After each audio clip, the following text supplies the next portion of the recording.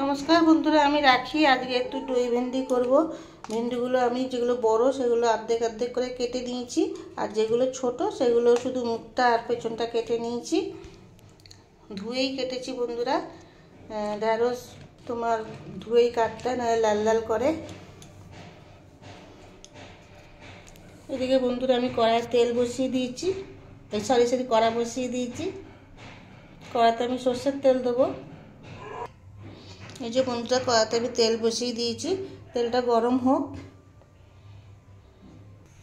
বন্ধুরা আমার তেলটা গরম হয়ে গেছে। আমি এবার ঢেঁড়সগুলো ভেজে নেব। বেশি ভাজবো না, হালকা করেই ভাজবো।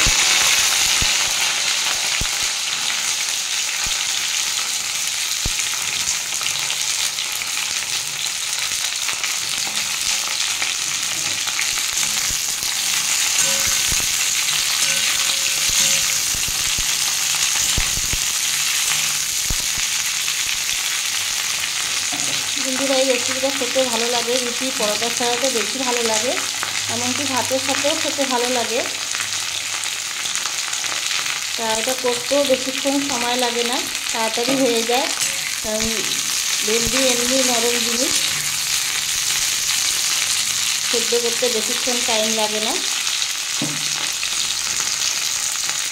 দেখুন বন্ধুরা এদিকে ভেন্ডিটা ভাজা হচ্ছে বা ঢেঁড়সটা ভাজা হচ্ছে। আমি এদিকে এটা দিয়ে একটু দইটা ফাটিয়ে নিয়েছি।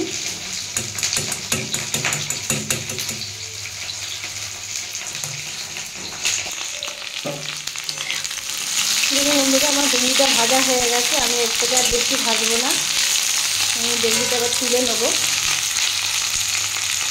দেখুন বন্ধুরা আমি ঢেঁড়সটা ভাজা হয়ে গেছে, আমি তুলে নিয়েছি। আমি এবার ওই তেলের মধ্যে একটু শুকনো লঙ্কা মাঝখান দিয়ে একটু ফাটিয়ে দিয়েছি, নাহলে অনেক সময় এটা ফেটে চোখে মুখে এসে লাগে, তাই জন্য একটুখানি মাঝখান দিয়ে চিড়ে দিয়েছি। আর একটু সাদা জিরে দিয়ে দিলাম।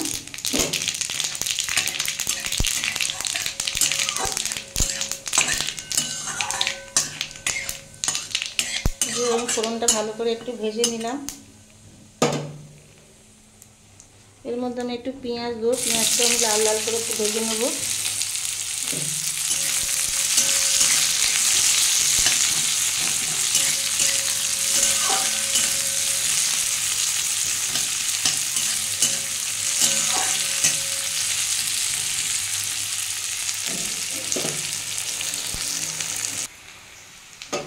দেখুন বন্ধুরা আমার পেঁয়াজটা ভাজা হয়ে গেছে। আমি এবার এর মধ্যে লঙ্কা, হলুদ আর জিরে দিয়েছি, দিয়ে একটু গুলে নিয়েছি। এই মশলাটা দিয়ে দেবো।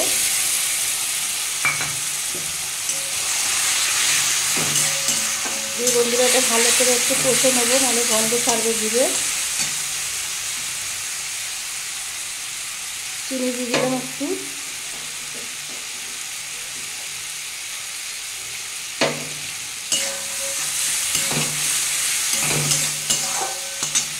এই বাটি ধোয়ার জলটাও একটু দিয়ে দেবো।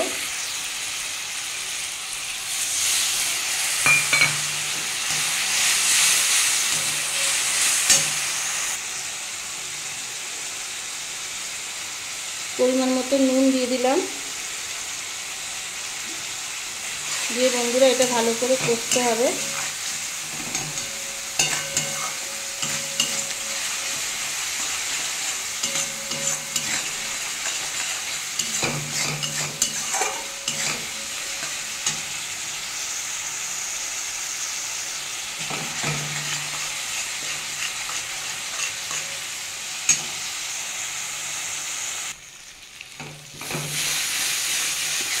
দেখুন বন্ধুরা আমার মশলাটা কষা হয়ে গেছে।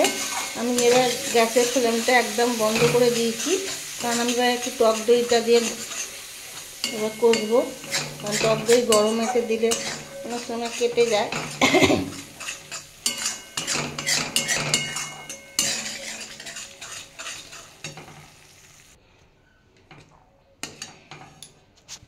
দেখুন বন্ধুরা আমি এবার টক দইটা দিয়ে দেবো।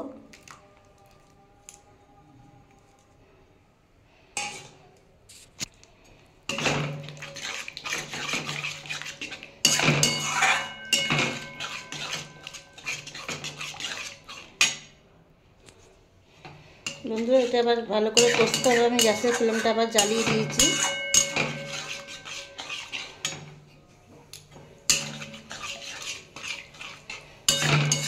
একটু ভালো করে কষে নেব।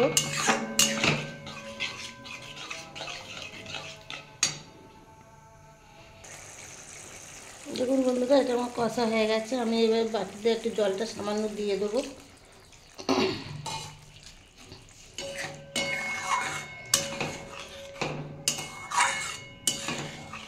গ্রেভিটা একটু ফুটলে আমি ঢ্যাঁড়সগুলো দিয়ে দেবো। এবার একটু ফুটুক এটা। দেখুন বন্ধুরা, এটা আমার ফুটে গেছে। আমি এবার ভেজে রাখা ঢ্যাঁড়সগুলো দিয়ে দিলাম।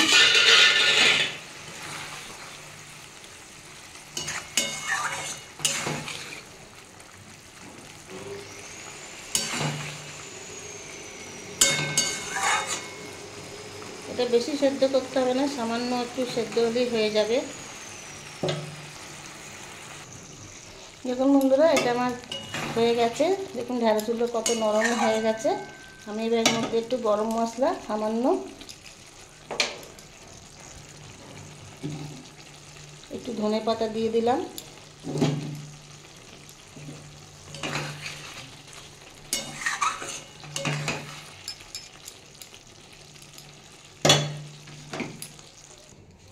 দেখুন বন্ধুরা, আমার দই ঢ্যাঁড়স রেসিপিটা রেডি হয়ে গেছে।